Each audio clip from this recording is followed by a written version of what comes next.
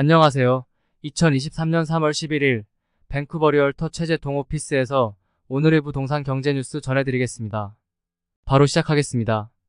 캐나다인들의 모기지 사금융 시장, 일명 제3금융권 이용이 급증함에 따라 서브프라임 모기지 문제가 우려되고 있습니다. 모기지 금융기관들을 관리 감독하는 온타리오의 FSRA는 최근 사금융권에 의한 모기지 위험성에 대해 경고를 내놓았습니다. FSRA에 따르면 사금융권에 의한 모기지는 고금리 대출이 대부분이며 이자만 갚는 방식으로 페이먼트가 이루어진다는 것이 관찰되었습니다.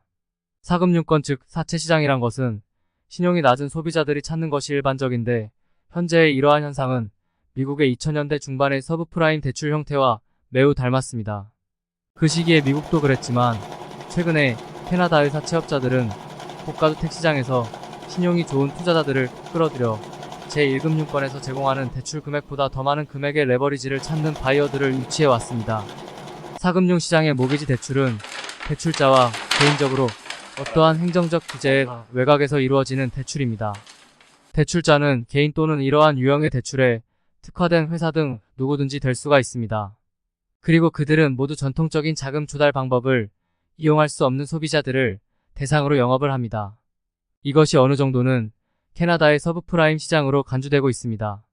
미국 서브프라임 시장과 마찬가지로 이들은 신용이 좋지 않은 사람들이 이용하는 고금리 대출입니다.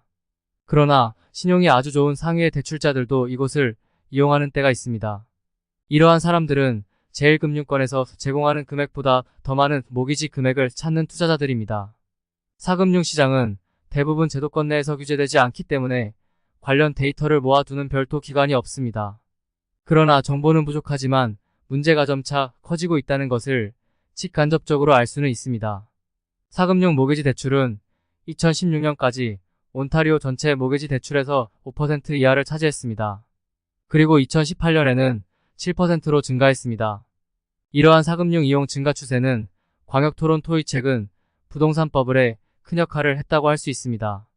CIBC에 의하면 당시 2017년에 신축 아파트 중에서 약 16% 정도가 사채시장의 대출을 이용한 투자자들에 의해 구매된 것으로 조사되었습니다. 이러한 조사는 9% 이상의 이자를 내는 계좌를 기반으로 조사되었기 때문에 실제로는 이보다 그 숫자가 더 많을 것으로 전합니다. 참고로 그 당시에는 오늘날보다는 이자가 낮습니다. 사채시장의 규모가 증가함에 따라 FSRA의 우려는 커지고 있습니다. 2019년부터 2021년까지 72% 증가하여 달러 금액으로 224억 달러에 이르렀습니다. FSRA에 따르면 2021년 온타리오 모기지 대출 원천의 10.6%가 사금융권 대출인 것으로 추정되며 이는 5년 전의 점유율보다 2배가 늘어난 수준입니다. 2022년 자료는 아직 완성되지 않았지만 FSRA는 사채 시장의 규모가 더욱 성장한 것으로 보고 있습니다. 최근에 금리가 더욱 높아질수록 사채 시장의 점유율은 더욱 커질 것입니다. 최근 사채 시장의 급성장은 지난 코로나 팬데믹 기간 전후 이자율이 역대 최저치인 기간 동안의 투자자들에 의해 그 시장 점유율이 급격히 늘어난 것으로 보여집니다.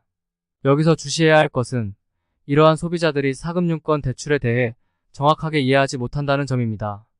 FSRA 조사에 따르면 54%인 절반 이상의 사람들이 사금융의 모기지 상환금이 원금과 이자를 모두 커버한다고 믿고 있습니다.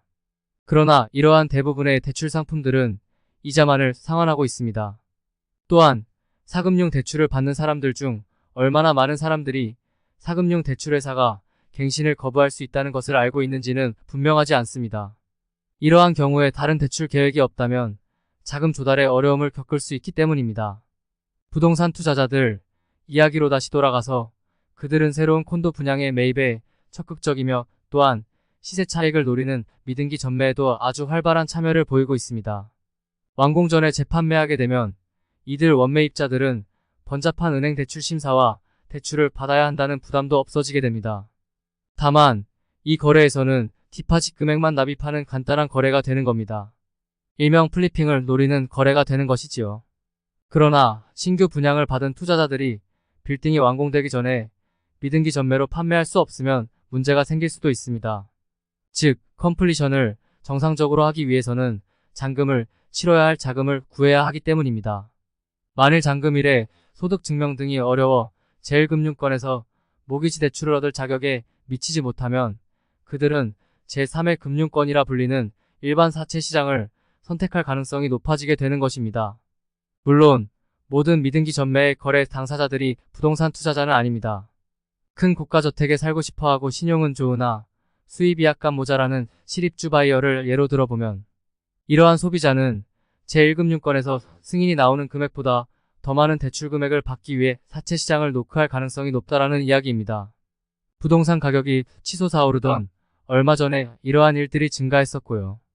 미래의 어떤 시점에 완공이 되어 자금을 요구하는 프리세일에 대해 많은 바이어들은 그 위험성을 충분히 인지하지 못하고 있다는 조사 결과가 있습니다. 즉, 제1금융권에서 모기지 대출을 받으려면 대출을 받는 당시에 본인의 인컴이 받으려는 모기지 대출 금액을 충분히 커버할 수 있어야 한다는 것입니다. 앞에서 이야기한 대로 프리세일의 부동산 투자자의 7분의 1은 투자한 콘도 구매를 완료하기 위해 사금융을 이용합니다. 이 투자자들은 일반적으로 신용 등급이 낮은 것이라기보다는 충분한 레버리지가 없는 것으로 나타납니다. 정리하겠습니다. 미국 서브프라임 위기 당시에는 신용도가 낮은 사람들이 파산하는 것으로 여겨졌습니다. 그러나 실제로는 폭수의 부동산을 보유한 투자자들이 우량 신용 점수를 가지고도 파산한 경우가 훨씬 더 많습니다. 이들은 보다 많은 레버리지를 필요로 했기 때문에 전통적인 대출기관에서는 대출을 더 이상 받지 못해 대출 이자나 수수료가 높은 서브프라임 대출기관을 이용했었습니다. 실제 실입주자들인 엔드유저들의 서브프라임 대출 이용은 부동산 투자자들의 이용 비율보다 미미한 증가만을 보였습니다. 일반인들에게는 그럴 만한 여유가 없었기 때문이지요. 사금융 시장을 이용해서 미등기 전매 차익을 보려는 캐네디언 부동산 투자자들이 늘었습니다. 왜 투자자들은 그러한 방대한 리스크를 감수할까요? 이러한 투자자들은 프리세일 매입에서 오는 리스크는 일단 제껴두고 오로지 손쉽게 접근 가능한 고위험의 사금융 시장의 도움을 받아 미등기 전매 차익을 얻는데 그 무게를 두기 때문이라고 설명할 수 있을 것 같습니다. 하지만 그들에게서 이제 리스크가 발생하게 된 것입니다. 마치겠습니다. 최재동부동산 오피스에서 뉴스 전해드렸습니다. 모두 건강하십시오. 감사합니다.